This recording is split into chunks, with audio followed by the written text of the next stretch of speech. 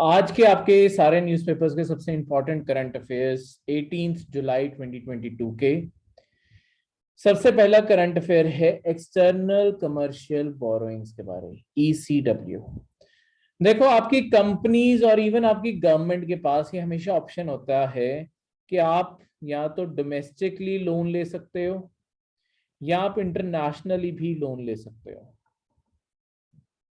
ठीक है, दोनों तरीके से बड़ी बड़ी कंपनियां इंडिया से भी पैसा उठाती हैं और बाहर से भी पैसा उठा लेती हैं। तो और लोन भी सिर्फ आपके बैंक से नहीं मिलता होता कंपनीज को।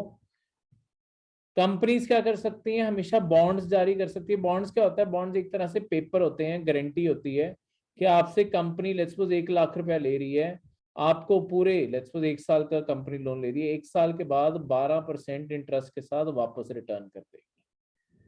ठीक है, मतलब आपके 1 लाख रुपया भी मोड़ देगी, 12% इंटरेस्ट रेट भी होगा और 1 साल के अंदर अंदर। तो इस तरीके का कंपनीज बॉन्ड भी जारी कर देती हैं, उससे भी पैसा रेज कर लेती हैं। तो इसके अंदर आप और मैं करेंगे आपका माइक ऑन। हाँ, तो आप और मैं जो हम प्राइवेट सिटीजन्स हैं, हम भी अपना पैसा लगा सकते हैं ऐसी चीज़ों के ऊपर। इसके अलावा आपके बहुत बड़े बड़े इन्वेस्टर इंस्टीट्यूशन या खुद इन्वेस्टर जो हैं वो भी पैसा दे देते हैं। तो दोनों जगहों से पैसा रेज हो सकता है।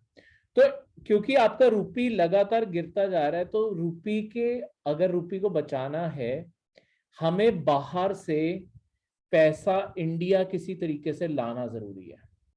ठीक है, यानी कि इंडिया से इस टाइम क्या हो रहा है, इंडिया के अंदर इन्वेस्टर्स क्या कर रहे हैं इस टाइम ना, इंडिया छोड़ के अपना पैसा बाहर लेके जा रहे हैं। बहुत सारे इन्वेस्टर जिन्होंने इंडिया के अंदर पैसा लगाया हुआ था,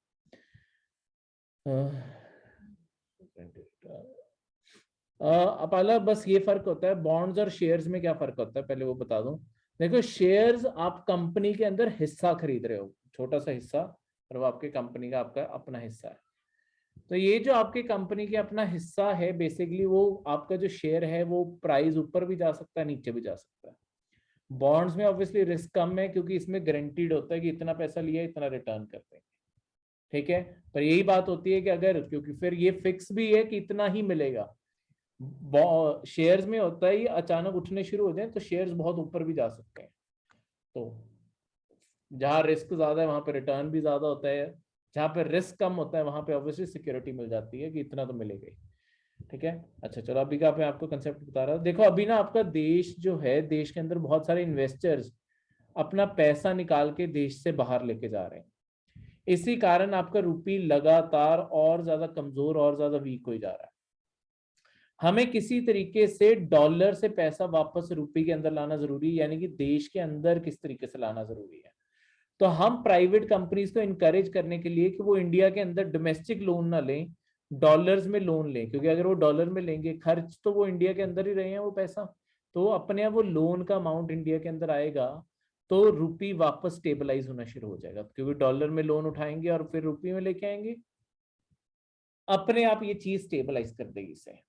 तो इसीलिए आपके आरबीआई ने क्या किया है, आरबीआई ने आपके कंपनीज जो जितना लोन बाहर से उठा सकती थी उसकी लिमिट्स बढ़ा दी है। पहले एक पूरे ऑटोमेटिक रूट के अंडर, मतलब कंपनीज बिना परमिशन के 1 साल के अंदर आपकी $750 मिलियन तक रेज कर सकती थी। एक सिंगल कंपनी $750 मिलियन तक रेज कर सकती थी। अब इसे बढ़ा के हमने 150 बिलियन तक कर दिया है। ठीक है, एक फाइनेंशियल ईयर के अंदर एक जो कंपनी है वो मैक्सिमम बाहर से जितना लोन रेज कर सकती है, अब उसका अमाउंट ऑलमोस्ट हमने डबल ही कर दिया। ऑलमोस्ट क्या, हमने डबल ही कर दिया। वो इसीलिए कि और ज्यादा वो बाहर से बोरो करें और डॉलर का अमाउंट इंडिया में है। देखो, आपकी कंपनीज भी कई मैटर्स में ना पसंद करती हैं बाहर से लेना। उसका कारण ये है कि इंडिया से ना बाहर इंटरनेशनली जब आप लोन उठाते हो, आपको इंटरेस्ट रेट हमेशा कम पड़ता है, क्योंकि ज्यादा लोग आपको पैसे देने वाले हो जाते हैं, तो आप कम पे भी दोगे ना तो आपको आसानी से मिल जाता है। दूसरा, कंपनीज जब आपके डॉलर में लोन लेती हैं और लेट्स सपोज उन्हें जो सामान खरीदना है वो भी डॉलर में ही खरीदना है, उन्हें जो आपकी रुपी की वैल्यू लगातार फ्लक्चुएट होती रहती है ना, उससे वो बचे रहते हैं। क्योंकि अगर उन्होंने डॉलर में पैसा लोन लेके रखा हुआ है और वो डॉलर में ही है सारा पैसा, तो वो जब चाहेंगे वो डॉलर में खर्च कर सकते हैं अपनी बाहर से चीजें खरीदने के लिए। उन्हें इस चीज से फर्क नहीं पड़ेगा कि आज रुपी 75 पे घूम रहा है या 78 पे घूम रहा है या 80 पे पहुंच गया, कहाँ घूम रहा है। ठीक है, क्योंकि उन्होंने डॉलर में लोन रेज किया है तो वो डॉलर में। प्रॉब्लम क्या आती है, देखो ये फायदा तब रहता है जब आप लोन अपना डॉलर में ही रखो। यानी कि कंपनी ने लोन रेज किया और उन्होंने इंडिया से बाहर कोई बैंक अकाउंट खुलवा के उसके अंदर अपना पैसा रखा हुआ है डॉलर में ही। पर इंडिया के अंदर अगर तुम यूज करने के लिए पैसा लेके आओगे, डॉलर कन्वर्ट हो जाता है रुपये में।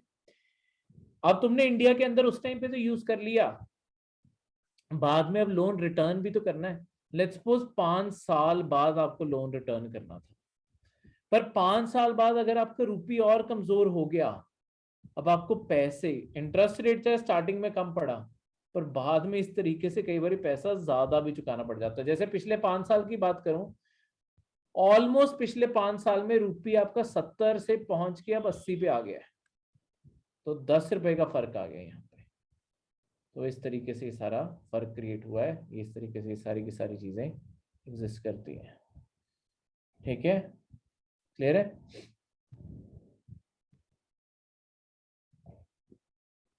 क्लियर है?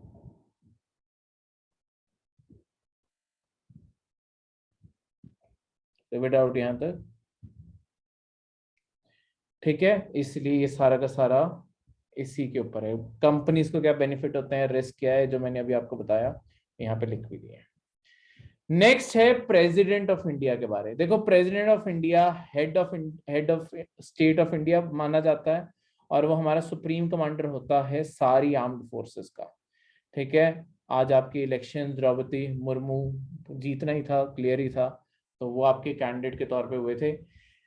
द्रौपदी मुर्मू आपके सेकंड कैंडिडेट हैं, आज तक जो प्रेसिडेंट बने हैं उनमें से वो सेकंड होंगी ओडिशा स्टेट के अंदर। इससे पहले आपके एक और प्रेसिडेंट रहे हैं ओडिशा के अंदर से, वो हैं वीवी गिरी। वीवी गिरी आपके 1969 से 74 आपके प्रेसिडेंट रहे थे, वो भी ओडिशा को बिलोंग करते थे। अब आपके द्रौपदी मुर्मू जो अब इलेक्ट हुई हैं वो भी आपके ओडिशा स्टेट को बिलोंग करती हैं। इसी से हम देखो, आपको डायरेक्टली कभी ये पेपर के अंदर क्वेश्चन नहीं आता होता ओडिशा से आज तक कितने रहे हैं, पर प्रेसिडेंट की हिस्ट्री आ सकती है। यहाँ एक मैंने बेसिक फैक्ट लिख दिए कि प्रेसिडेंट इलेक्ट कैसे होता है, वो सब कुछ होता है, वो हम पॉलिटी के अंदर भी पढ़ेंगे। पर हम इससे आगे बढ़ के जो आपके पेपर में इनडायरेक्टली क्वेश्चन बनते होते हैं ना, करंट अफेयर्स को बियॉन्ड नॉलेज पढ़ना होता है। जो सिर्फ एक प्लेन लाइन लिखी होती है सिर्फ उसे नहीं पढ़ना होता, इसलिए करंट अफेयर की कंपाइलेशन इंपॉर्टेंट होती है। अब इससे बियॉन्ड देखोगे, यहाँ पे आपके आज तक टोटल आपके जो अभी मतलब आज तक इससे पहले 14 प्रेसिडेंट रह चुके हैं। लास्ट आपके रामनाथ कोविंद, वो 14 थे। मुर्मू आपकी 15th प्रेसिडेंट ऑफ इंडिया। अब जब से आपकी इंडिपेंडेंस आई है, आपके राजेंद्र प्रसाद इकलौते इंडिया के प्रेसिडेंट रहे हैं जिन्होंने 2 टर्म सर्व किए। राजेंद्र प्रसाद ओवरऑल टोटल 12 साल कुर्सी पे बैठे हैं, पर उससे पहले ऑब्वियसली प्रेसिडेंट ऑफ इंडिया की कुर्सी नहीं थी, इसे गवर्नर जनरल की कुर्सी कहते थे, इसी कारण 2 टर्म हम बोल देते हैं। वैसे वो टोटल 12 साल इस कुर्सी पे रहे हैं। ठीक है, तो इकलौते इंडिया के अंदर ऐसे पर्सन हुए हैं जो प्रेसिडेंट ऑफ इंडिया की कुर्सी के ऊपर 2 टर्म्स बैठे हैं। आज तक और कोई भी इंडिया के अंदर प्रेसिडेंट नहीं हुआ तो जो 2 बारी आपकी कुर्सी के ऊपर बैठा हो। हर प्रेसिडेंट एक सिंगल टर्म बैठता है, 5 साल का टर्म होता है। 5 साल बाद आपके प्रेसिडेंट रिटायर हो जाते हैं, रिजाइन कर देते हैं, मतलब अगली बार इलेक्शन नहीं लड़ते और उनकी जगह कोई और इलेक्ट कर लिया जाता है। ठीक है, इसके अलावा आपके इंडिया के अंदर 3 एक्टिंग प्रेसिडेंट्स भी रहे हैं। एक्टिंग प्रेसिडेंट का मतलब है कोई ऐसा टाइम आया जब आपके वाइस प्रेसिडेंट को कुर्सी संभालनी पड़ी आपके प्रेसिडेंट की। ये कब तब हुआ, जैसे कि आपके जो, जैसे हमने अभी ऊपर वीवी गिरी बारे पढ़ा था जो उड़ीसा से थे, वो आपके पहले वाइस प्रेसिडेंट ही थे इंडिया के। ठीक है, 1969 में ना आपके जो इंडिया के प्रेसिडेंट थे जाकिर हुसैन, उनकी ऑफिस में डेथ हो गई। इंडिया के अंदर इकलौते नहीं थे, 2 आज तक प्रेसिडेंट इंडिया के अंदर हुए हैं जिनकी ऑफिस के अंदर डेथ हुई है। टोटल 2 प्रेसिडेंट ऐसे हुए हैं इंडिया के अंदर, ये आज तक अब टोटल 15 हो गए, मतलब 14 आज तक रह चुके हैं। 14 के अंदर हाँ। नहीं नहीं अंजलि, कंपल्शन नहीं है कि एक टर्म के बाद आपको रिजाइन करना ही पड़ेगा। आप अनलिमिटेड टाइम इलेक्शन लड़ सकते हो, पर लड़ते नहीं होते, ठीक है, वो रिटायरमेंट ले ही लेते हैं, क्योंकि मेजोरिटी पार्टी फिर किसी और को लाना चाहती होती है, ऑब्वियसली डाइवर्सिटी दिखाने के लिए कि हम अलग अलग लोगों को सपोर्ट करते हैं। तो इस कारण, क्योंकि अगर मेजोरिटी सपोर्ट नहीं होगी तो आप दूसरी बारी जीतोगे ही नहीं, तो इंसल्ट की बात हो जाएगी। इस कारण सर दूसरा फखरुद्दीन था क्या सर? हाँ जी, दूसरा फखरुद्दीन था क्या सर तो डाइड हुआ? अली अहमद यहाँ नीचे नाम लिखा हुआ है, उनके बारे में बताता हूँ। आज तक 2 प्रेसिडेंट इंडिया के अंदर हुए हैं जिनकी ऑफिस के अंदर ही डेथ होगी। एक थे आपके जाकिर हुसैन, उनकी 1969 में डेथ हुई थी। उस टाइम आपके वाइस प्रेसिडेंट थे वीवी गिरी। तो वीवी गिरी को टेम्पररी तौर पे, वाइस प्रेसिडेंट का काम ही ये होता है कि जब प्रेसिडेंट की कुर्सी खाली हो जाए तो वो एक्टिंग प्रेसिडेंट के तौर पे काम कर सके। तो वीवी गिरी आपके पहले एक्टिंग प्रेसिडेंट बने थे, उसके बाद उन्होंने रिजाइन डाल दिया था। यहाँ पे एक बहुत अनोखी चीज हुई थी 1969 में, जो कॉन्स्टिट्यूशन में सिर्फ एक ही बार यूज हुई है। अब हुआ क्या था, आपके प्रेसिडेंट की डेथ होगी, जो ओरिजिनली प्रेसिडेंट थे जाकिर हुसैन, उनकी डेथ होगी। वीवी गिरी जो वाइस प्रेसिडेंट थे वो एक्टिंग प्रेसिडेंट बन गए। तो वाइस प्रेसिडेंट की कुर्सी खाली हो चुकी थी। ऑब्वियसली जब वो प्रेसिडेंट का काम कर रहे होते हैं वो वाइस प्रेसिडेंट का रोल नहीं निभा रहे होते, वो सिर्फ प्रेसिडेंट का रोल निभा रहे होते हैं। वीवी गिरी ने उसके बाद सोचा कि मैं प्रेसिडेंट की इलेक्शन लड़ लूं। अगर आपको प्रेसिडेंट के इलेक्शन लड़ने होते हैं तो आपको वाइस प्रेसिडेंट या एक्टिंग प्रेसिडेंट की कुर्सी से रिजाइन डालना पड़ता है। तो वीवी गिरी ने रिजाइन डाल दिया ताकि वो प्रेसिडेंट की इलेक्शन लड़ सकें। अब जब उन्होंने इलेक्शन लड़ने थे, अब देखो इंडिया के अंदर क्या प्रोविजन बनाई हुई है। देखो प्रेसिडेंट की कुर्सी ना कभी खाली नहीं रह सकती, ये हमारे कॉन्स्टिट्यूशन की तरफ से फिक्स है, क्योंकि प्रेसिडेंट के साइन से ही सारी सेंट्रल गवर्नमेंट चलती है। तो अगर प्रेसिडेंट की बाई चांस अगर किसी भी केस में डेथ हो जाए, ओरिजिनली ड्यूटी लगाई गई है कि वाइस प्रेसिडेंट अपने आप एक्ट करने लगेगा एज अ प्रेसिडेंट, तो प्रेसिडेंट की ओहदा वो संभाल लेंगे। वाइस प्रेसिडेंट का ऑफिस खाली हो जाता है, जैसे ही नए प्रेसिडेंट चुने जाते हैं, जो वो एक्टिंग प्रेसिडेंट होता है वो वापस वाइस प्रेसिडेंट बन जाता है। पर यहाँ पे वीवी गिरी ने वाइस प्रेसिडेंट दोबारा ना बनने का सोचते हुए उन्होंने यहाँ से भी रिजाइन डाला, एक्टिंग मतलब एक्टिंग प्रेसिडेंट से भी रिजाइन डाल दिया। अब ये दोनों कुर्सियां खाली पड़ गई। पर जैसे मैंने आपको बताया प्रेसिडेंट की कुर्सी कभी खाली नहीं रह सकती, कॉन्स्टिट्यूशन ने इसका भी इंतजाम किया हुआ है। अगर कभी भी आपका वाइस प्रेसिडेंट का ऑफिस अवेलेबल नहीं है, मतलब ये भी खाली पड़ा हुआ है और प्रेसिडेंट का ऑफिस भी खाली पड़ गया, तो कुर्सी जाती है सीनियर मोस्ट जज ऑफ सुप्रीम कोर्ट के पास। सुप्रीम कोर्ट का सीनियर मोस्ट जज कौन होता है? Chief justice of CGI sir. CGI sir. Chief justice of India, CGI. तो चीफ जस्टिस ऑफ इंडिया उस टाइम के जो थे वो आपके प्रेसिडेंट बन गए। देखो आपके कॉन्स्टिट्यूशन ने पूरा इंतजाम करके रखा हुआ है। Let's suppose chief justice of India की भी डेथ हो जाए, उसके बाद सीनियर मोस्ट आते रहेंगे। सुप्रीम कोर्ट के अंदर टोटल 34 जजेस हैं इस टाइम। हमें ये लगता है कि लेट्स सपोज एक के बाद अगर डेथ्स हो भी रही हैं, रिजाइन करते जा रहे हैं, नहीं तो लोग, तो 34 लोगों तक हम कोई नया प्रेसिडेंट तो चुन ही लेंगे। तो हमारे कॉन्स्टिट्यूशन ने एक बहुत लंबा इंतजाम करके रखा हुआ है कि अगर एक के बाद एक पर्सन की जरूरत भी पड़ी, हमारी प्रेसिडेंट की कुर्सी खाली नहीं रहेगी। तो यहाँ पे यही हुआ। वीवी गिरी ने जब रिजाइन डाल दिया, जाकिर हुसैन की डेथ हुई, वीवी गिरी वाइस प्रेसिडेंट की जगह एक्टिंग प्रेसिडेंट बने, पर उन्होंने प्रेसिडेंट की इलेक्शन डालने के लिए आपके रिजाइन डाल दिया, ठीक है। तो उसके बाद आपके मोहम्मद हयुतुल्लाह, जो आपके उस टाइम के सीजीआई थे, चीफ जस्टिस ऑफ इंडिया थे, उन्हें president of India, acting president of India बनाया गया। तो आज तक सिर्फ एक ही चीफ जस्टिस ऑफ इंडिया हुए हैं जो आपके एक्टिंग प्रेसिडेंट के तौर पे बने हैं, वो है मोहम्मद हदियतुल्लाह, ठीक है। उन्होंने फाइनली टेक ओवर किया था और कुछ दिन ही रहे थे, ठीक है, बस 20 जुलाई से 24 अगस्त तक इतने टाइम के लिए रहे थे। और बस पर ये अपने आप में हिस्ट्री है, क्योंकि आज तक और कभी भी इस प्रोविजन की जरूरत नहीं पड़ी, ठीक है। तो इस तरीके से सारी की सारी चीजें एग्जिस्ट करती हैं। क्लियर है? तो 2 प्रेसिडेंट्स की डेथ हुई है। दूसरे जो प्रेसिडेंट की डेथ हुई थी वो थे आपके फरुद्दीन अली अहमद। उनके टाइम पे आपके 5th वाइस प्रेसिडेंट जो थे बीडी जति उन्होंने कुर्सी संभाल ली थी और वो चलते रहे थे, मतलब जब तक नया प्रेसिडेंट नहीं इलेक्ट हुआ उन्होंने कुर्सी संभाली रखी। ठीक है, क्लियर है। उन्होंने क्विट नहीं किया था, वो वाइस प्रेसिडेंट एक्टिंग ही बने रहे, जब नया प्रेसिडेंट चुना गया वो फिर से वाइस प्रेसिडेंट की कुर्सी पे आ गए। ठीक है, तो इस तरीके से ये सारे के सारे प्रोविजंस हैं। कोई भी डाउट यहाँ पे, यहाँ तक कोई भी टाइप का डाउट हो? No sir. ये ना फैक्चुअल क्वेश्चन बनते हैं। आज तक कितने प्रेसिडेंट्स की ऑफिस के अंदर ही डेथ हुई है, जब वो प्रेसिडेंट थे तब डेथ कितनों की हुई है? आज तक कितने सीजीआई एक्टिंग प्रेसिडेंट के तौर पे रहे हैं? ठीक है, तो ये सारे फैक्ट्स आपके क्वेश्चन बन सकते होते हैं इस कारण जी। सर जैसे वो वीवीरी ने वाइस प्रेसिडेंट के वहां से भी रिजाइन कर दिया हाँ इलेक्शन लड़ने के लिए, तो हाँ। सर पहले अब वाइस प्रेसिडेंट की इलेक्शन होंगे या पहले प्रेसिडेंट की इलेक्शन पहले होंगे? प्रेसिडेंट हमेशा प्रायोरिटी है। प्रेसिडेंट की कुर्सी खाली नहीं रह सकती, वाइस प्रेसिडेंट की कुर्सी चाहे खाली रह जाए। प्रेसिडेंट की कुर्सी कभी भी 6 महीने से ज्यादा, 6 महीने के अंदर अंदर इलेक्शन होने होते हैं, और उतने टाइम में वो मैक्सिमम वो 6 महीने भी खाली नहीं रहती। कोई ना कोई, यहाँ एक मिनट आप माइक बंद कर दीजिए। वो 6 महीने भी वो कुर्सी खाली नहीं रहती।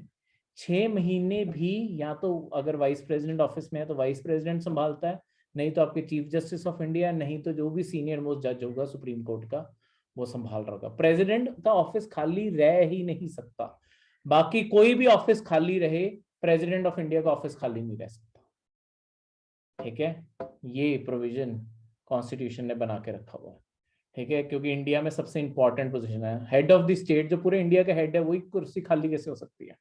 इस कारण वाइस प्रेसिडेंट की खाली पड़ी रहे कोई फर्क नहीं पड़ता, मतलब वो भी उसकी भी लिमिट है, पर इमीडिएट प्रायोरिटी नहीं है उसे भरना।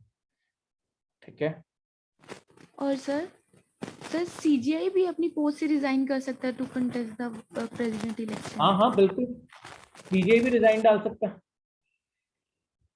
ठीक है, सीजीआई रिजाइन डाल के सीजीआई भी क्या कहते हैं इलेक्शन में खड़ा हो सकता है।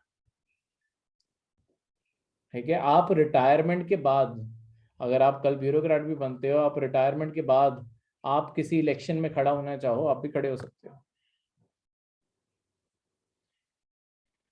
हाँ जी नवजोत जी, रेजिग्नेशन देने के बाद भी पेंशन लगती है। ठीक है, पॉलिटिकल ऑफिसेज सारी जगह, आप एक दिन भी अगर इन ऑफिसेज में बैठे हो ना आपकी, तब भी पेंशन लग जाएगी। ठीक है, अगर आप सिंगल डे भी, लेट्स सपोज सिर्फ आप एक दिन प्रेसिडेंट रहे हो, आपकी तब भी पेंशन लग जाएगी अगले दिन से। ठीक है, ये ऑफिसेज ऐसे ही हैं, इनमें एक सिंगल डे से भी पेंशन लग जाती है। तो अगली चीज, bureau of energy efficiency, BEE. ठीक है, इसके बारे में शॉर्टली बात करता हूं। पहले न्यूज क्या है उसके बारे में बात कर लूं, ये अभी थोड़े दिनों में आपकी न्यूज बनेगी। आपका आज से पार्लियामेंट का सेशन शुरू हुआ है, मॉनसून सेशन जिसे हम कहते हैं। पार्लियामेंट, लोकसभा, राज्यसभा सेशन में आके बैठ गई हैं। अब बिल्स लगातार, अब अगले कुछ दिन जो करंट अफेयर आने वाले हैं उसमें हम कोई ना कोई बिल पढ़ते रहेंगे। आज ये बिल हुआ, आज इसके ऊपर कंट्रोवर्सी हुई, ये सारी चीजें। तो एक और बिल के अंदर अमेंडमेंट, एक ना आपका ऑलरेडी बिल एग्जिस्ट करता है जिसे हम कहते हैं एनर्जी कंजर्वेशन बिल। ये आपके 2001 में इंट्रोड्यूस किया गया था। इसके अंडर हम एनर्जी, इंडिया को एनर्जी एफिशिएंट बनाना चाहते हैं, इंडिया के अंदर एनर्जी क्लीन करना चाहते हैं। अब जो लेटेस्ट इसके अंदर अमेंडमेंट आ रही है ना, हम क्लीन एनर्जी प्रमोट करना चाहते हैं। तो इसके अंदर हम जैसे ग्रीन हाइड्रोजन का प्रोडक्शन उसे बूस्ट करना चाहते हैं, उसका जो आपकी सप्लाइंग कंपनीज हैं उनकी मैंडेटरी करना चाहते हैं कि उन्हें खरीदनी पड़ेगी। ऐसे सारे प्रोविजन आने वाले हैं। ये थोड़े दिन बाद जब बिल पढ़ेंगे तब ये सारी न्यूज डिटेल में समझाऊंगा कैसे खरीदी जाती हैं, और कार्बन ट्रेडिंग को रेगुलेटरी में लाने के लिए वो सारी चीजें, ये आने वाले दिनों में, ये एक बार पास हो जाए, ये उस दिन आपके प्रॉपर करंट अफेयर बनेगा, उस दिन मैं आपको समझाऊंगा। कार्बन ट्रेडिंग अभी भी होती है, सर्टिफिकेट ट्रेडिंग थोड़ा टाइम पहले भी हमने करंट अफेयर में पढ़ा था। ठीक है, कि आपके कैसे रिन्यूएबल एनर्जी अगर कोई कंपनी बनाती है तो वो अपनी रिन्यूएबल एनर्जी के जो क्रेडिट्स हैं वो किसी और कंपनी को बेच सकती हैं। वो सारे के सारे उसके रूल्स बनाए जा रहे हैं, अब उसके लिए अमेंडमेंट की जा रही है। तो वो मैं आपको शॉर्टली समझाऊंगा, मतलब शॉर्टली का मतलब थोड़े दिनों में करंट अफेयर आएगा, वहां डिटेल में सिर्फ उसे ही पढ़ेंगे। इस एक्ट के थ्रू एक बॉडी बनी थी 2001 में, 2002 में बनी थी, 1 मार्च 2002 को क्रिएट हो गई थी। उसके बारे पढ़ते हैं, ब्यूरो ऑफ एनर्जी एफिशिएंसी। देखो आपके घर में जितनी भी अप्लायंसेस हैं, आपके घर पे एसी होगा, फ्रिज होगा, आजकल आप एक स्टिकर देखते हो इनके ऊपर लगा होता है, ऐसे यहाँ पे स्टार्स बने होते हैं। कितनी स्टार की रेटिंग होती है मैक्सिमम? कितने? मैक्सिमम 5 हो सकते हैं, ठीक है, मैक्सिमम 5 स्टार होते हैं। ये बेसिकली ये रेटिंग क्या है, ये आपकी एनर्जी एफिशिएंसी, इस ब्यूरो ऑफ एनर्जी एफिशिएंसी के द्वारा ये रेटिंग दी जाती है कि जो आप वो अप्लायंस यूज कर रहे हो वो आपकी कितनी एफिशिएंट है इस चीज को लेके, वो जितनी बिजली कंज्यूम कर रही है क्या वो उतनी प्रोडक्शन भी कर रही है, या वो ज्यादातर बिजली फालतू कामों में गवा रही है, हीट के तौर पे गवा रही है, ठीक है, साउंड के तौर पे गवा रही है, इन सारी चीजों में गवा रही है। तो जितनी हाई रेटिंग होगी, देखो हमेशा अप्लायंसेस दो चीजें होती हैं, जितनी आपकी रेटिंग हाई होगी ना, पहली बात तो वो उतनी महंगी होगी क्योंकि ऑब्वियसली टेक्नोलॉजी उतनी बेटर लगी होगी। पर दूसरी चीज यही बेनिफिट होता है उसका, लॉन्ग टर्म में ये बेनिफिट होता है कि जितनी आप हाई रेटिंग की चीज लोगे ना, वो लॉन्ग टर्म में आपको पैसे की बचत इस तरीके से देता है कि आपके बिल कम हो जाएंगे, क्योंकि वो जो डिवाइस होगी वो ज्यादा एफिशिएंट होगी। जैसे आपने कोई एसी लगाया, एक सिर्फ एग्जांपल देता हूँ, आप एसी मार्केट में देखने जाओगे आपको आजकल दो टाइप के ज्यादातर दिखेंगे, एक तो 3 स्टार मिल जाएंगे या 5 स्टार मिल जाएंगे, ठीक है। अब देखो प्राइस में इनमें आपस में ही 20-25 हजार का फर्क होगा, 3 स्टार और 5 स्टार में, ठीक है, जो प्रॉपर कंपनी की बात कर रहा हूँ कि कम से कम 15-20 हजार का फर्क होगा। तो एक बारी मन में आ सकता है कि 15-20 हजार पे क्यों खर्चने, 3 स्टार एसी ले लेते हैं। पर 5 स्टार एसी आपके लॉन्ग टर्म में आपकी उतनी ही बिजली खाते हैं जितना पंखा खाता है, पंखे से थोड़ी सी ज्यादा बस। तो चाहे आप पंखा चलाओ चाहे एसी चलाओ, वो एक टाइम पे बराबर पड़ने लग जाते हैं, ठीक है। पर वही है, वो पहले कॉस्ट ज्यादा लगती है पर लॉन्ग रन में एसी कौन सा आपने हर साल बदलना है, तो लॉन्ग टर्म में ये चीज ज्यादा एफिशिएंट साबित होती है। तो इस सारी चीजों को रेटिंग देने के लिए और इनके स्टैंडर्ड्स बनाने के लिए कि कैसे चीजों को रेट किया जाए, वैसी सारी चीजों को 5 स्टार, मतलब ये फैन में पहले वाले फैन कह रहा हूँ, आजकल फैन भी रेटिंग आने लगी है, मतलब पहले से ही आ रही है। अगर 5 स्टार फैन लोगे वो तो बहुत ही कम बिजली खाते हैं, ठीक है। आपके सारे इलेक्ट्रॉनिक डिवाइसेस जितने भी मार्केट के अंदर आते हैं ना, देखो ये प्रीवियस पेपर में क्वेश्चन भी रहा है 2015-16, काफी साल पहले, कि इनमें से कौन सी अप्लायंसेस के ऊपर बीईई रेटिंग आपको दिखेगी। एक चीज याद रखो, चाहे आप मार्केट में ट्यूबलाइट खरीदने जा रहे हो चाहे फैन खरीदने जा रहे हो, हर चीज की बीईई रेटिंग आती ही आती है। फ्रिज एसी, कोई बड़ा अप्लायंस हो जैसे फ्रिज एसी हो गया, या छोटे अप्लायंस हो, ट्यूबलाइट होगी, फैन होगी, हर चीज की आपकी बीई रेटिंग होती है। जिसने भी बिजली कंज्यूम करनी है उसकी बीई रेटिंग होगी ही होगी, ताकि हम लोगों के अंदर, कंज्यूमर्स के अंदर ये बिहेवियर प्रमोट कर सकें कि वो सबसे एफिशिएंट चीजें ही यूज कर सकें। तो यही सारे के सारे यहाँ पे सर छोटे गैजेट्स पे भी होता है, phone, watches, mixer grinders type stuff. Mixer grinder, देखो फोन्स बेसिकली क्या है, फोन्स के ऊपर नहीं होता क्योंकि ये वायरलेस हो जाते हैं। जिनके अंदर रेगुलर बिजली सप्लाई होती है ना, उनके ऊपर रेटिंग्स होती हैं, आपके मिक्सर ग्राइंडर के ऊपर भी रेटिंग होती है। सर उन पे 5 स्टार वाला स्टिकर नहीं लगा होता ना, तो बेसिकली उनके ऊपर 5 स्टार का, इसलिए मैं बता रहा हूँ कि उनके ऊपर ना 5 स्टार का कई कंपनीज ना बाहर रेटिंग लगाती नहीं है, पर जो उसके अंदर आप बुकलेट्स देखोगे ना, उनके अंदर हमेशा बुकलेट्स होती हैं, वो बुकलेट्स के अंदर लिखा होता है फिर उनके, ठीक है। तो ओके। ये थोड़ा सा मुझे भी पता है कि इसलिए कंफ्यूज हो सकते हैं, इसलिए मैं आपको बता रहा हूँ कि कोई भी ऑप्शन कभी पेपर में आ जाए, सारे इलेक्ट्रॉनिक्स के ऊपर ये रेटिंग होती है। सर जो जैसे ट्रिमर्स वगैरह होते हैं उनकी भी रेटिंग्स होती हैं? इनके क्या क्या? सर जो ट्रिमर्स होते हैं, ट्रिमर। नहीं नहीं, ट्रिमर भी जैसे मैंने आपको बताया ना, ज्यादा देखो ट्रिमर आपके जो वायर्ड आएंगे, जो जिनकी कॉर्ड लगती है उनकी बी रेटिंग होगी, ठीक है। जो आपके बिना वायर के होंगे, जो वायरलेस होंगे, उनकी बी रेटिंग नहीं होती, ठीक है। एक आपने और कभी, मैं आपको एक चीज बताता हूँ, एक ना और स्टैंडर्ड के बारे में बताता हूँ, वो इंडिया के रिगार्डिंग नहीं है। एक मिनट देना, उसका मैं फुल फॉर्म आपको बता दूँ। वो इंडिया की नहीं है तो इसलिए, हाँ, कई बार ना आपको प्रोडक्ट्स पे एक बैक साइड पे कहीं देखोगे ना, कई खासकर जो इंपोर्टेड प्रोडक्ट्स होते हैं या ऐसे प्रोडक्ट जो बाहर भी बेचे जाते हैं, उनके ऊपर आप रेटिंग देखोगे, उनके पीछे ना ये लिखा होता है सीई, उनके डब्बों के ऊपर ना ये लिखा होता है सीई, ठीक है, एक सर्कल के अंदर लिखा होता है सीई।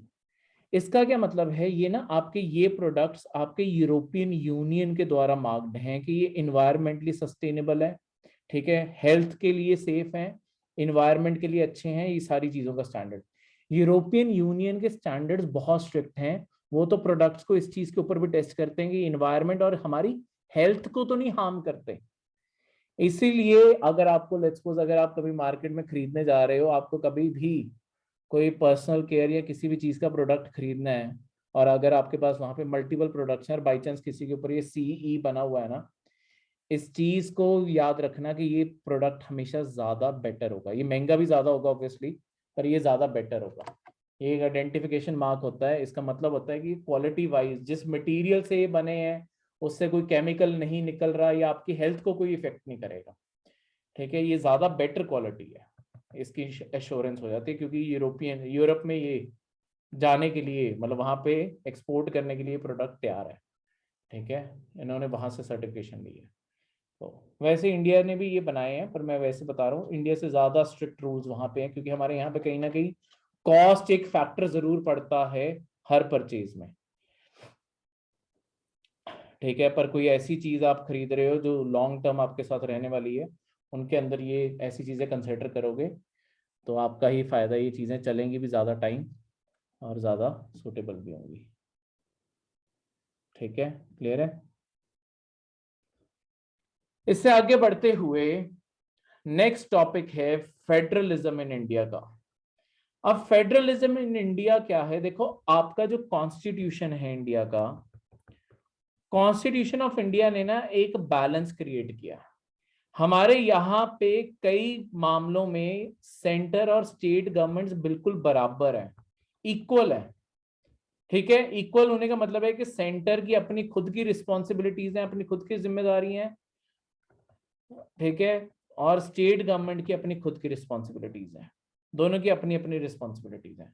दूसरी साइड पे जहां पे ये जरूरत पड़ती है कि इंडिया को एज अ सिंगल यूनिट जोड़ के रखना है, वहां पे हमने सेंट्रल गवर्नमेंट को थोड़ा ज्यादा पावरफुल बना के रखा हुआ है। हमारा कॉन्स्टिट्यूशन दोनों चीजें एश्योर करता है, तो हमारा एक ऐसा स्ट्रक्चर है जो मिक्सचर है, जहां पे सेंटर और स्टेट जिस भी गवर्नेंस के सिस्टम में सेंटर और स्टेट गवर्नमेंट बराबर होती है, अपनी अपनी रिस्पॉन्सिबिलिटी होती है, उस स्ट्रक्चर को हम कहते हैं फेडरलिज्म का स्ट्रक्चर।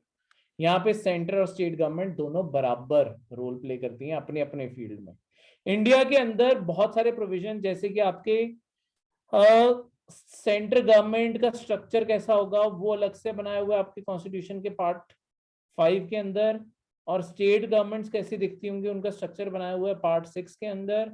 इसके अलावा कॉन्स्टिट्यूशन के अंदर शेड्यूल 7 एग्जिस्ट करता है, जिसके अंदर कितनी लिस्ट एग्जिस्ट करती हैं, 3 लिस्ट एग्जिस्ट करती हैं। 3 sir। बिल्कुल, ये 3 जो लिस्ट हैं, union list, centre union list जो सेंटर की लिस्ट है, स्टेट लिस्ट जो स्टेट की लिस्ट है, और एक कॉन्करेंट लिस्ट है।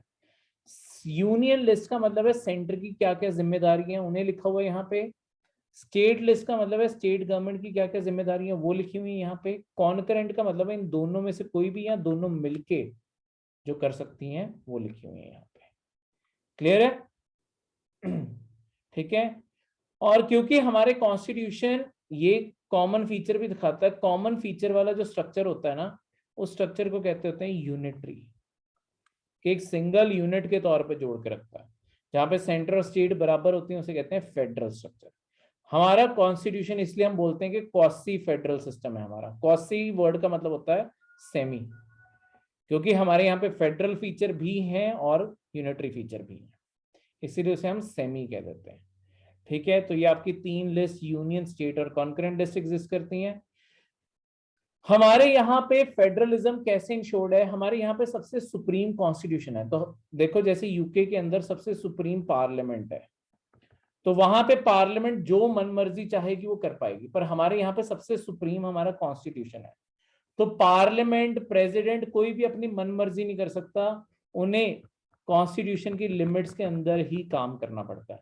इसीलिए फिर जो स्टेट्स की अपनी खुद की पावर्स हैं वो बची रहती हैं कि वो भी फिर अपने दायरे में काम कर सकती हैं। दूसरा सबसे इंपॉर्टेंट फेडरलिज्म के अंदर जो फीचर है वो है आपकी जुडिशरी। देखो जुडिशरी हमेशा बैठी है, अगर कभी भी सेंटर गवर्नमेंट या स्टेट गवर्नमेंट या इवन आपके स्टेट या स्टेट कभी भी इनमें झगड़ा हो जाए किसी भी बात को लेकर, लेट्स वो सेंटर और स्टेट किसी भी एक स्टेट के अंदर कह देते हैं कर्नाटका और सेंट्रल गवर्नमेंट के बीच में कोई झगड़ा हो गया किसी बात को लेके, तो हमारे कॉन्स्टिट्यूशन ने प्रोविजन बनाया हुआ है कि सुप्रीम कोर्ट ऑफ इंडिया इनके बीच में दखल देके इनका डिस्प्यूट सॉल्व करवा सकता है। ये पावर बाकी जुडिशरी के पास नहीं है, ये सिर्फ सुप्रीम कोर्ट के पास है कि अगर दो स्टेट्स में झगड़ा हो जाए उनका झगड़ा भी सुप्रीम कोर्ट सॉल्व करवाएगा, सेंटर और स्टेट में भी कोई झगड़ा हो उनके झगड़े को भी सुप्रीम कोर्ट सॉल्व करवाएगा। तो सुप्रीम कोर्ट के पास ये अल्टीमेट पावर है। ठीक है, इसके अलावा आपको पेपर में फीचर्स ऑफ फेडरल सिस्टम ये हम पॉलिटी में डिटेल में पढ़ते हैं, पर यहाँ पे एक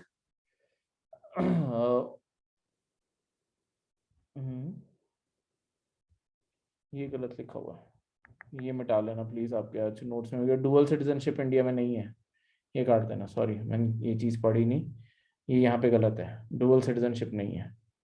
ठीक है, ये पॉइंट यहाँ पे गलत है, इसे काट देना। ठीक है, डुअल गवर्नमेंट पॉलिटी है, डिवीजन ऑफ पावर है, रिजिडिटी ऑफ कॉन्स्टिट्यूशन है, इंडिपेंडेंस ऑफ जुडिशरी है, बाइकैमरलिज्म है, बाकी सारे पॉइंट सही है, डुअल सिटीजनशिप काट देना। ठीक है, ये गलत है। ठीक है, ऐसे ही यहाँ पे मैंने आपके यूनिटरी के फीचर भी लिख दिए हैं, आपको पेपर में आ जाए तो उन चीज़ों को याद रखना। जैसे ऑल इंडिया सर्विसेज जिनकी आप तैयारी कर रहे हो, IAS IPS ये सारे पेपर, ये इंडिया के यूनिटरी फीचर्स हैं, क्योंकि centre officers IAS IPS officer centre government इनके पेपर लेती है और फिर स्टेट्स के अंदर कैडर अलॉट होता है, तो ये चीज यहाँ पे। ठीक है, अगला करंट अफेयर है नागावली रिवर के बारे में। देखो नागावली रिवर अपने आप में कोई बहुत बड़ी रिवर नहीं है, पर ये सिर्फ इसलिए इंपॉर्टेंट है कि ये उड़ीसा के अंदर ना, बेसिकली आपको कभी ऐसी छोटी रिवर्स के बारे में याद आता है कि ये रिवर आपकी कौन सी स्टेट के अंदर एग्जिस्ट करती है, उसे मैच करना, ऐसी सारी चीजें। तो कई बार जो करंट अफेयर के अंदर ऐसे नदियां रही होती है ना, वो इस कारण इंपॉर्टेंट आ जाती है, तो इस कारण हमें सिर्फ इन्हें ब्रॉडली ये याद करना होता है ये कौन सी स्टेट के अंदर से फ्लो करती हैं।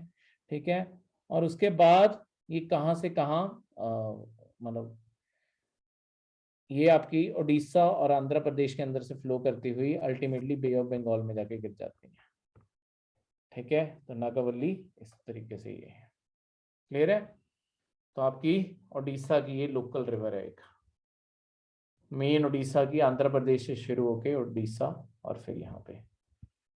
नेक्स्ट है बोनालू फेस्टिवल। बोनालू फेस्टिवल जो है ये आपके तेलंगाना का फेस्टिवल है। ठीक है, तेलंगाना के अंदर ये मनाया जाता है हर साल, 2 शहरों में एक साथ, हैदराबाद और सिकंदराबाद, ये दोनों शहरों में ट्विन सिटीज हैं ये दोनों, इन दोनों में हर साल मनाया जाता है। बोनावलू एक तरह से गॉडेस महाकाली का फेस्टिवल है। इसमें भी लोग अपने पूरे फेसेस के ऊपर अलग अलग मास्क कवर करते हैं, मतलब मास्क नहीं, फेस पेंट करते हैं अपना। ठीक है, और उसके बाद आपका डांसेस परफॉर्म होते हैं, जैसे कि पोथा राजू बन के वहां पे जो डांसेस होते हैं। पोथा राजू कौन है? आपकी जो महाकाली, जो गॉडेस काली है, उनका ब्रदर पोथा राजू, वो उनके मतलब उनका एक तरह से डांस शो करते हैं कि वो काली के कैसे प्रोटेक्टर है। ठीक है, ये एक तरह से गॉडेस को थैंक्स गिविंग का फेस्टिवल होता है कि उनकी मन की इच्छाएं पूरी की गॉडेस काली ने, तो उनके लिए एक तरीके से थैंक यू फेस्टिवल है। सो बेसिकली इस फेस्टिवल की शुरुआत कैसे हुई थी? इसकी फेस्टिवल की शुरुआत ना रिलीजन से ज्यादा विश्वास के ऊपर है। हुआ क्या था, ये 1813 में ये फेस्टिवल शुरू हुआ था, क्योंकि जो आपकी यहाँ पे बटालियन थी ना, जो हैदराबाद से बटालियन डिप्लॉय की गई थी उज्जैन में, वो वहां पे हैदराबाद के जो लोग थे उन्हें वहां से खबरें आ रही थी हैदराबाद के अंदर कैसे महामारी फैली हुई है, कितने लोग मर रहे हैं। तो ये बटालियन के सारे लोगों ने एक प्रण लिया था कि अगर माँ काली वहां पे सारा का सारा महामारी खत्म करवा देगी, प्लेग खत्म करवा देगी, तो वो वापस जाके हैदराबाद के शहर में जो बटालियन है वो वहां पे महाकाली टेम्पल बनवाएगी और वहां पे उनकी मूर्ति स्टैब्लिश करेगी। और बाय गॉड्स ग्रेस कह लो कि वहां पे प्लेग खत्म भी हो गया। तो जब बटालियन वापस गई, उन्होंने वहां वापस जाके सिकंदराबाद में आपकी मूर्ति स्टैब्लिश करवाई। तो ये आर्मी ने स्टैब्लिश करवाई है, ब्रिटिश आर्मी ने, और तब से ये चीज एग्जिस्ट करती आ रही है, तब से ये चलती आ रही है। ठीक है, तब से हर साल फेस्टिवल तब से मनाने लग गए। तो ये कोई रिलीजन वैसे डायरेक्टली नहीं जुड़ा, ये यहाँ आर्मी के विश्वास से फिर वहां से शुरू हुआ ये फेस्टिवल। ठीक है, तो 7th करंट अफेयर है इको सेंसिटिव जोन्स। देखो लॉन्ग टर्म में एक चीज का एहसास किया गया है कि जो आपके इंडिया के अंदर, चाहे हम नेशनल पार्क्स बना रहे हैं,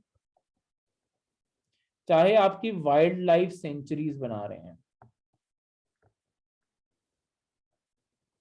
नेशनल पार्क्स हो चाहे आपके वाइल्ड लाइफ सेंचुरीज हो, अल्टीमेटली इन्हें अगर आपने बचाना है और इनके अंदर वाइल्ड लाइफ, चाहे प्लांट्स हैं चाहे एनिमल्स हैं, अगर उन्हें आपने बचाना है तो आपने इस एरिया को तो मार्क कर दिया, लेट्स सपोज ये एक नेशनल पार्क की बाउंड्री है, पर अगर इसके इमीडिएटली बाहर कोई बहुत ही ज्यादा पोल्यूटिंग इंडस्ट्री लगी होगी, इससे कुछ ही किलोमीटर बाहर, जैसे वो 2-3 किलोमीटर बाहर लगी होगी, तो ये जितना पोल्यूशन करेगी, इससे जितनी मिट्टी हर चीज उड़ेगी, वो अल्टीमेटली इस पूरे एरिया को तो इफेक्ट करेगी।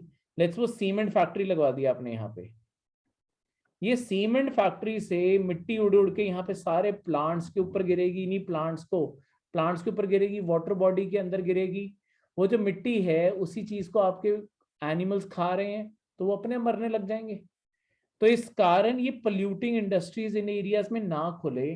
आपकी सेंट्रल गवर्नमेंट क्या करती है, सेंट्रल गवर्नमेंट ने एक पॉलिसी बनाई हुई है, आपके एक्ट एग्जिस्ट करता है, जैसे हम कहते हैं environment protection act. Environment protection act 1986 के अंडर ना एक प्रोविजन है कि आपकी सेंट्रल गवर्नमेंट ऐसे प्रोटेक्टेड एरियाज के आसपास मैक्सिमम 10 किलोमीटर तक आपके इन एरिया डिक्लेयर कर सकती है, जिसे हम कहेंगे इको सेंसिटिव जोन, ESZ। ये मैक्सिमम 10 किलोमीटर का हो सकता है, ठीक है, पर ये एरिया टू एरिया वेरी करता है। यहाँ पे आपके कोई भी हैवी इंडस्ट्री नहीं लगेगी, ठीक है, पर यहाँ पे लोग अपना घर बना सकते हैं, हाउस होल्ड घर बनाना अलाउड है, जो यहाँ पे लोग ऑलरेडी रह रहे हैं उन्हें रहना अलाउड है। दूसरा, अगर वो यहाँ पे एग्रीकल्चर कर रहे हैं उन्हें वो अलाउड है, या कोई भी नॉन पोल्यूटिंग एक्टिविटी कर रहे हैं ना, वो सब अलाउड है, पर कोई भी लार्ज इंडस्ट्री नहीं लग सकती, ठीक है, और ये चीज आपकी यहाँ नहीं हो सकती। क्लियर है, कोई लार्ज इंडस्ट्री भी नहीं लगा सकते और कोई पोल्यूटिंग इंडस्ट्री भी नहीं लगा सकते, चाहे वो छोटे स्केल पे क्यों ना हो, वो दोनों लगाना अलाउड नहीं है। तो इसी के पीछे कंट्रोवर्सी हो रही है, क्योंकि केरला आपके ये कह रहा है कि केरला के अंदर 30% जो एरिया वो ऑलरेडी फॉरेस्टेड लैंड है, कोई ना कोई national park, wild life sanctuaries, reserved forest, यही सब कुछ है केरला के अंदर। अब उसके बाद अगर सुप्रीम कोर्ट ने अभी रिसेंटली 3 जून को आपके गाइडलाइन पास की और सुप्रीम कोर्ट ने बोला है कि सारी जगह पे मैंडेटरी इको सेंसिटिव जोन बनाए ही जाएं, और कम से कम वो 1 किलोमीटर के हों। मैंने आपको मैक्सिमम बोला 10 किलोमीटर और कम से कम 1 किलोमीटर। देखो इससे पहले क्या था, आपके कानून में फ्लेक्सिबिलिटी थी कि मैक्सिमम 10 किलोमीटर हो सकता है, पर मिनिमम कुछ भी हो सकता है, 500 मीटर भी हो सकता है, मिनिमम फिक्स नहीं था कि कम से कम कितना हो सकता है। आपके सुप्रीम कोर्ट ने ऑर्डर पास करके मिनिमम 1 किलोमीटर कर दिया कि 1 किलोमीटर तो सेंसिटिव करना ही पड़ेगा। केरला कहता है कि हम ऑलरेडी एक छोटी स्टेट हैं और ज्यादातर एरिया या तो हमारे वेस्टर्न घाट्स के अंदर पड़ जाता है, फिर 50% स्टेट तो वेस्टर्न घाट है, वेस्टर्न घाट्स ऑलरेडी प्रोटेक्टेड है, ठीक है। उसके बाद जो बाकी जंगल का एरिया सब कुछ है, अगर तुम वहां पे भी रिस्ट्रिक्शन इतनी कर दोगे, ये छोटी स्टेट के अंदर लोग वैसे ही बहुत टाइटली रहते हैं, बहुत डेंसिटी है इस स्टेट की, केरला के अंदर बहुत पास ही लोग रहते हैं, ठीक है, वो उसके कारण इंडस्ट्री केरला के अंदर प्रॉपरली कभी लग ही नहीं पाएगी। तो केरला सेंटर की तरफ देख रहा है, सेंटर कोई कानून बना के ये सुप्रीम कोर्ट की गाइडलाइन को पलट दे, ठीक है, इस तरीके से ये सारी की सारी चीजें। तो यहाँ पे आपके केरला की कुछ नेशनल पार्क्स मेंशन्ड है, इसके अंदर मेंशन थे, उनके बारे में मैंने आपको यहाँ पे सारी डिटेल लिख दी है, जैसे कि मथिकेतन शोल नेशनल पार्क। अब ये शोल वर्ड क्या होता है, देखो ये साउथ इंडिया को यूनिक है।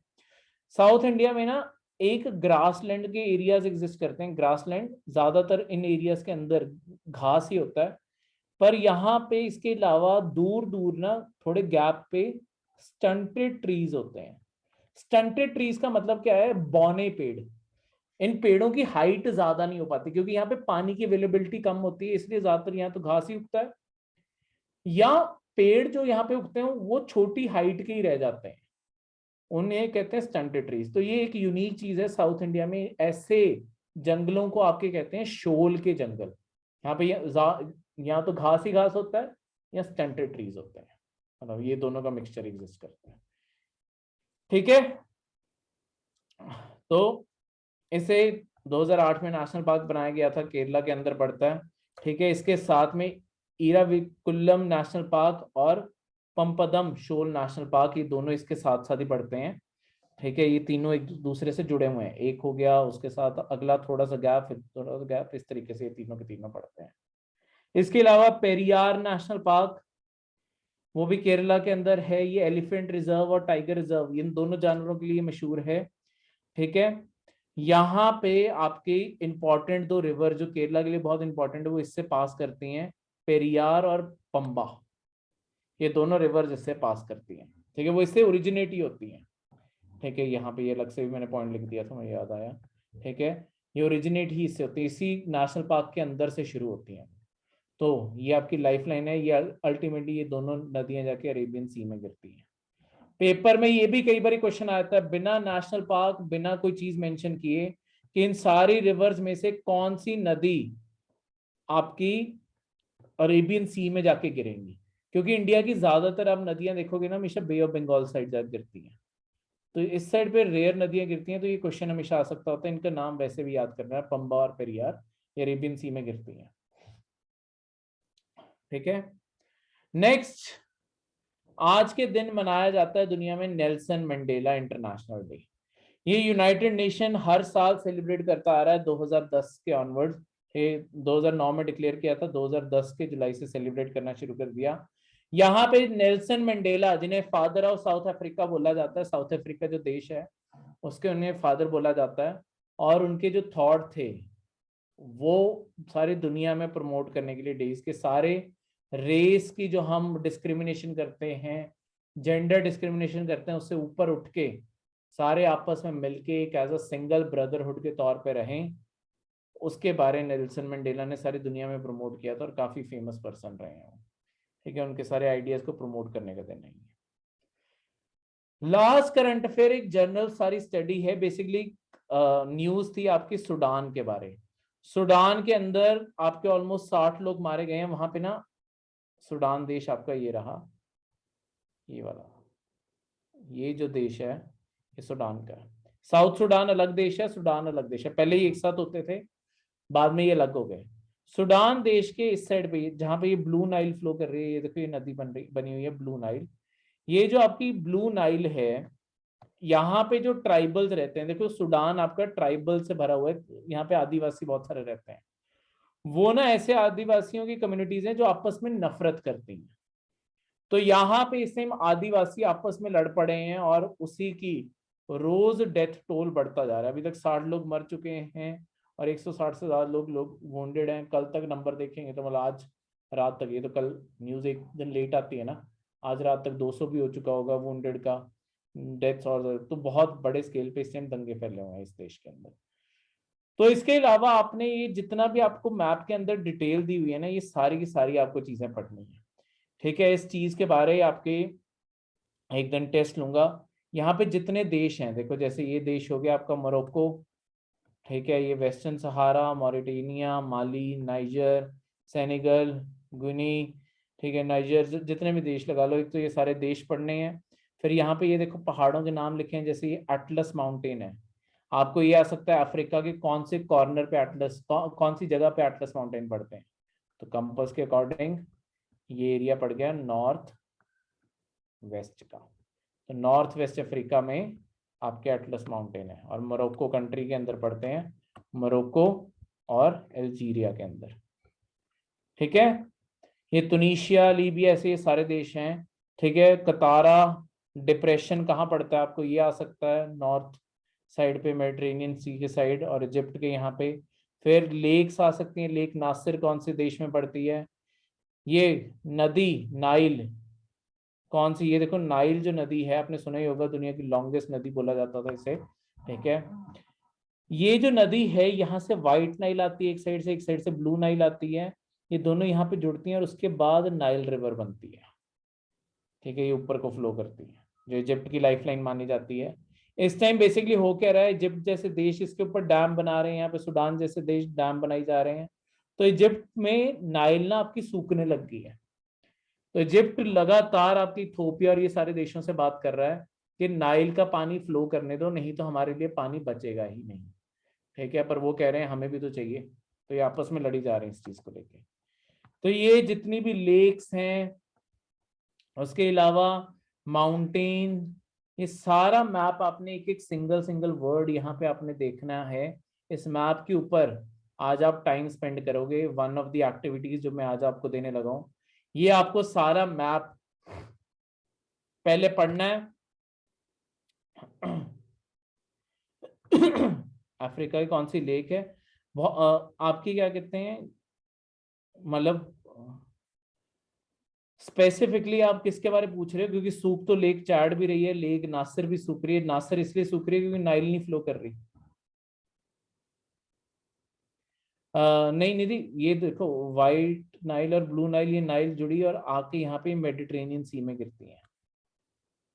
ठीक है, इस तरीके से।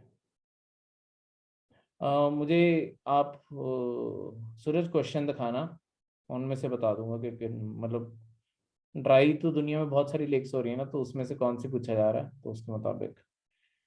ठीक है, यहाँ पे आपके मैडागास्कर, मुझे अब क्वेश्चन नहीं याद तो इस कारण मैं आपको कहूंगा मुझे पहले क्वेश्चन दिखा देना। अंगोला, ये सारी की सारी।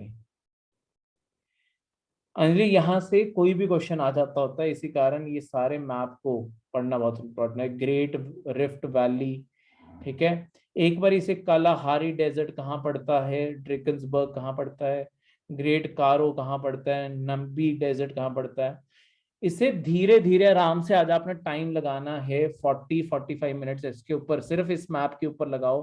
पहले सारे ये ब्लैक में लिखी हुई कंट्रीज को पढ़ो, फिर ये ब्राउन में लिखे हुए फिजिकल फीचर, ये पहाड़ हैं आपके या रेगिस्तान है आपके, ये सारे के सारे आप एरियाज को पढ़ो। ठीक है, ग्रेट रिफ्ट वैली होगी, यहाँ से अफ्रीका टूट रहा है, फिर इसके बीच में ये आपकी लेक्स कौन सी हैं ब्लू में लिखी हुई हैं, उन्हें पढ़ना शुरू करो धीरे धीरे, और उसके बाद इन्हें एक एक करके याद करके ड्रॉ करने की कोशिश करो।